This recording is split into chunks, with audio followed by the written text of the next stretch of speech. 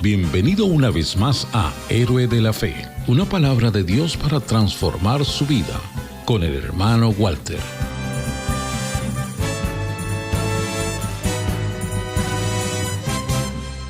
Estamos sobre Adán. Adán creado a imagen y semejanza de Dios. Adán, el primer hombre. Hoy vamos a considerar versículos 28 del capítulo 1 y el versículo 15 del capítulo 2. Génesis 1:28.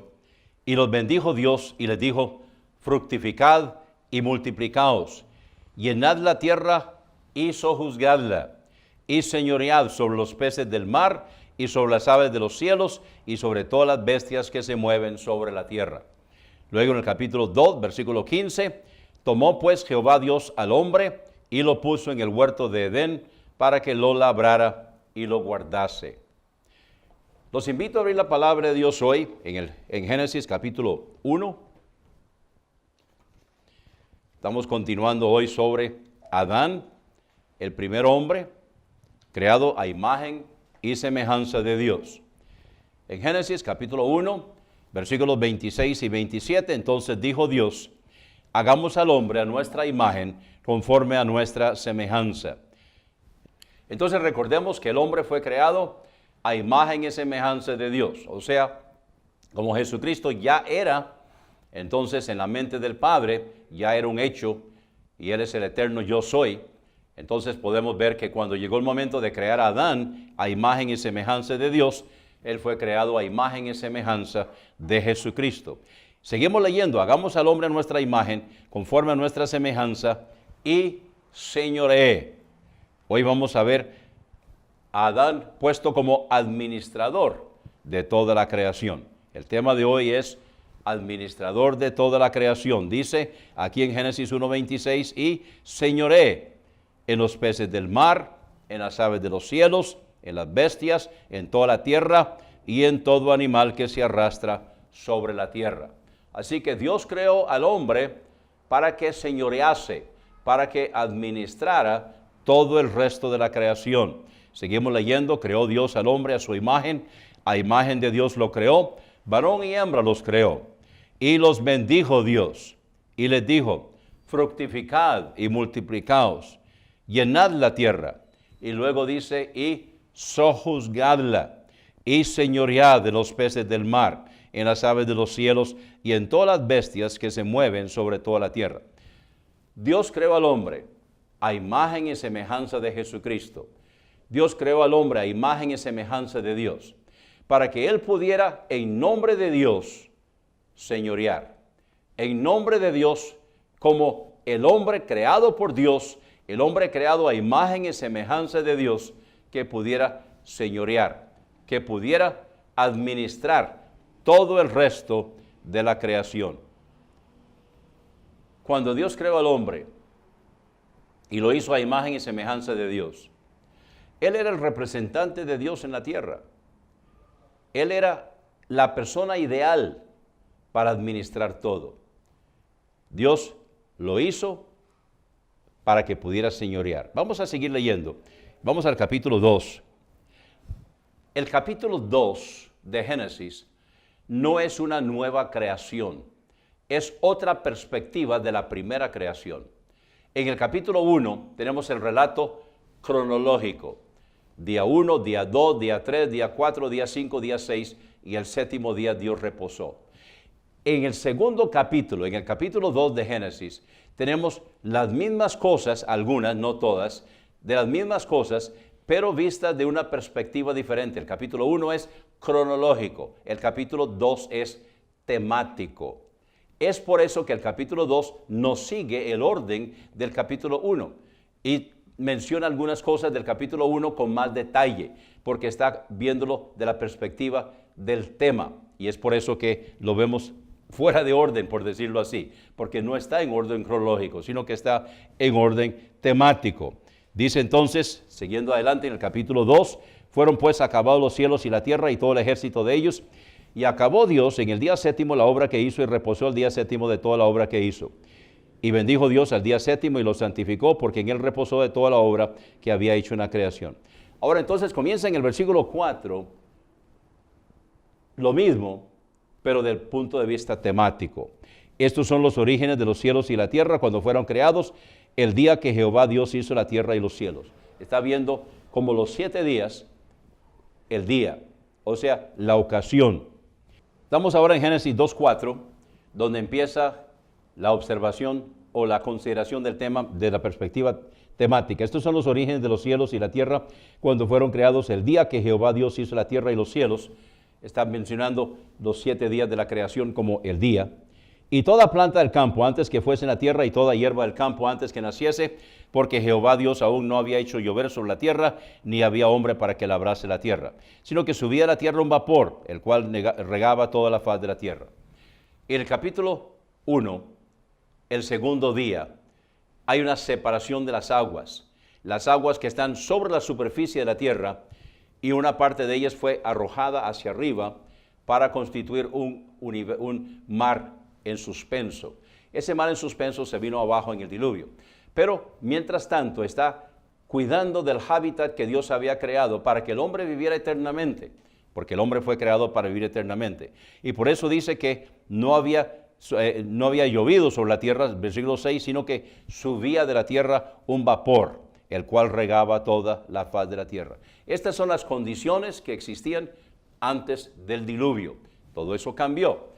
Nosotros ahora vivimos en una tierra post-diluviana, o sea, después del diluvio. Aquí está describiendo la tierra antes del diluvio.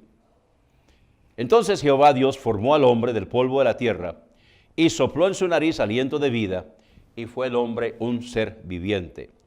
Y Jehová Dios plantó un huerto en Edén al oriente y puso ahí al hombre que había formado.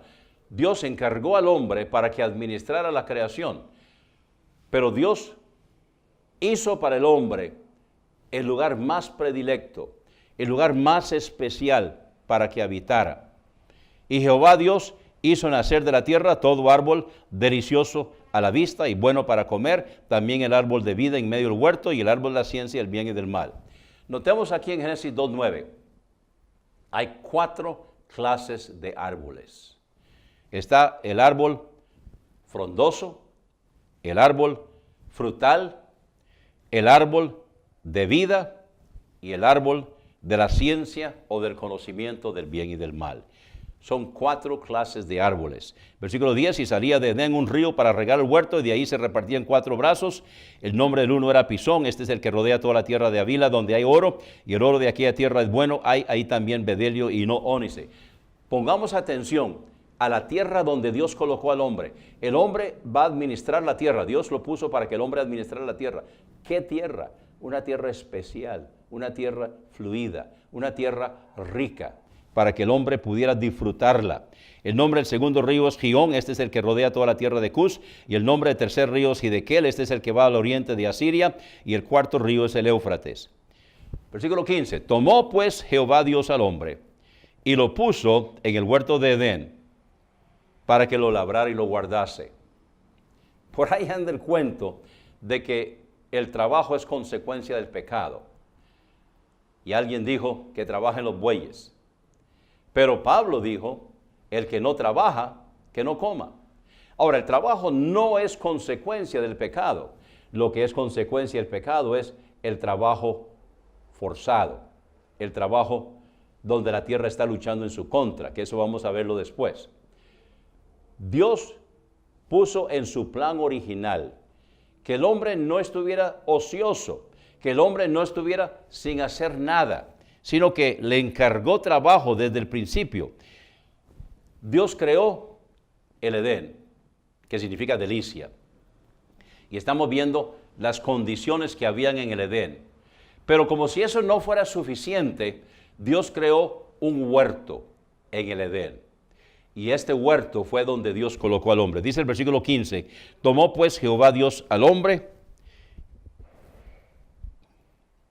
y lo puso en el huerto de Edén, para que lo labrara y lo guardase. Dios puso al hombre para que administrara toda la creación. Y debía administrarlo cuidándolo. Debía administrarlo labrando la tierra. Había que labrar la tierra. Había que plantar y cosechar. Había trabajo que hacer. No era el trabajo arduo como consecuencia del pecado, donde la tierra está luchando en su contra.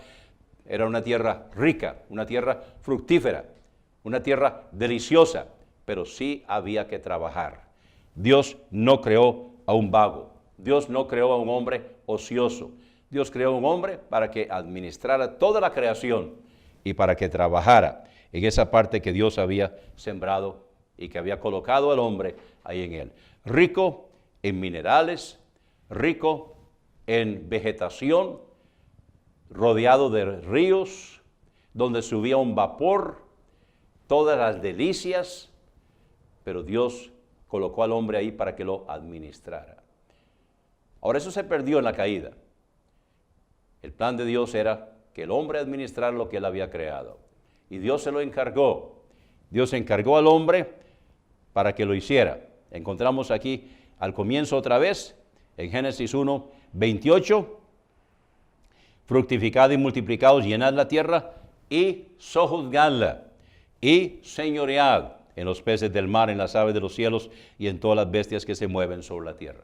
Nosotros hoy vivimos en una tierra consecuencia de una administración mala, una mala administración, consecuencia donde no estamos siguiendo las instrucciones de Dios, donde no estamos haciendo lo que Dios instruyó. Una de las cosas que Dios hizo aún en la tierra ya contaminada, consecuencia del pecado, consecuencia del diluvio, cuando Dios le dijo a Israel que debían dejar descansar la tierra cada 7 años.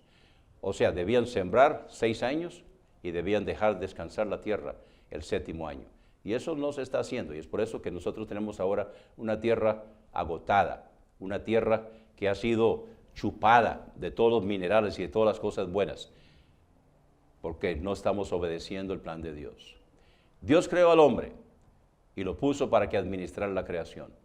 Aún así, nosotros podemos volver y hacer las cosas como Dios había mandado, para que podamos tener una tierra donde nosotros estamos, aunque es una tierra ya consecuencia del pecado, pero podemos tener una tierra bendecida por Dios. Dios nos ha encargado también que administremos algunas otras cosas. Hay 4 áreas de administración, 4 áreas de responsabilidad, 4 áreas de autoridad que Dios ha encomendado para que nosotros las llevemos a cabo. La primera área de autoridad es el hogar, la segunda área de autoridad es el trabajo, la escuela, la tercera área de autoridad es el gobierno y la cuarta área de autoridad es la iglesia. Y en cada una de estas áreas nosotros debemos desempeñar la función de lo que Dios nos encargó. Y quienes administramos, vamos a rendirle cuentas a Dios de la forma que lo hacemos. Muchas gracias por la atención prestada al programa de hoy. Si usted necesita tomar una decisión, tal vez en cuanto a cómo administrar las cosas o entregarle su vida al control de Dios, tome la decisión ahora. No lo deje para después. Hoy es el momento, ahora es el momento que puede tomar esa decisión. Muchas gracias por la atención prestada al programa de hoy. Lo espero mañana. Dios lo bendiga. Este ha sido el sermón de hoy. Lo invito para que continúe conmigo en el siguiente segmento, donde voy a estar contestando las preguntas que usted me ha enviado. La pregunta de hoy: ¿qué es la diferencia entre si la Biblia es o la Biblia contiene la palabra de Dios? Muy bien, vamos a ver que la Biblia es la palabra de Dios. Vamos a 2 Timoteo, capítulo 3. 2 Timoteo, capítulo 3, versículos 16 y 17. Toda escritura es inspirada por Dios y útil para enseñar, para redarguir, para corregir, para instruir en justicia, a fin de que el hombre de Dios sea perfecto, enteramente preparado para toda buena obra. Aquí evidentemente Pablo, al escribirle a Timoteo, le está diciendo toda escritura, refiriéndose al Antiguo Testamento. Pero aquí se incluye también el Nuevo Testamento. Toda escritura es inspirada por Dios y útil para enseñar, para redarguir, para corregir, para instruir en justicia. Entonces, cuando nosotros decimos que la Biblia es la palabra de Dios, significa que toda ella fue inspirada por Dios. No significa que solo Dios habla en la Biblia. Inclusive podemos decir que hay mentiras en la Biblia, pero es verdad que esas mentiras fueron dichas y está citando al mentiroso para que nosotros lo tengamos ahí. Entonces, toda la Biblia es verdad, aunque contiene mentiras, porque está citando a personas mentirosas, está citando al diablo. En Génesis capítulo 3, el diablo le mintió a Eva, pero ahí está la mentira, pero es inspirada por Dios. Entonces, toda la Biblia es inspirada por Dios. Si nosotros decimos que la Biblia contiene la palabra de Dios, entonces tenemos la libertad de decir, esta sí, esta no. Recortemos esto, porque esto no es, eso nos pone a nosotros en el papel de discernir qué es y qué no es. Y aquí el apóstol Pablo, por inspiración, le está diciendo a Timoteo, toda escritura es inspirada por Dios y útil para enseñar, para redarguir, para corregir, para instruir en justicia, a fin de que el hombre de Dios sea perfecto. Perfecto significa maduro, completo. Y luego dice, enteramente preparado para toda buena obra. Una buena pregunta, ¿hasta dónde pretende la Biblia preparar al hombre de Dios? Y la respuesta es, enteramente cuando la lee y la acepta. La palabra de Dios es inspirada. Recordemos que este es el libro del Espíritu Santo. Recordemos que la palabra de Dios nos fue dada por el Espíritu Santo, que le dio a unos 40 escritores a través de unos 1500 años la palabra de Dios. Ha sido escrita para nosotros. Vamos a 1 de Juan, capítulo 2, para ver qué se hace con la palabra de Dios hoy. ¿Cómo podemos nosotros saber cómo entender la palabra de Dios? 1 de Juan, capítulo 2. Hay dos versículos aquí en 1 Juan 2, versículos 20 y 27. Versículo 20. Mas vosotros tenéis la unción del Santo y conocéis todas las cosas.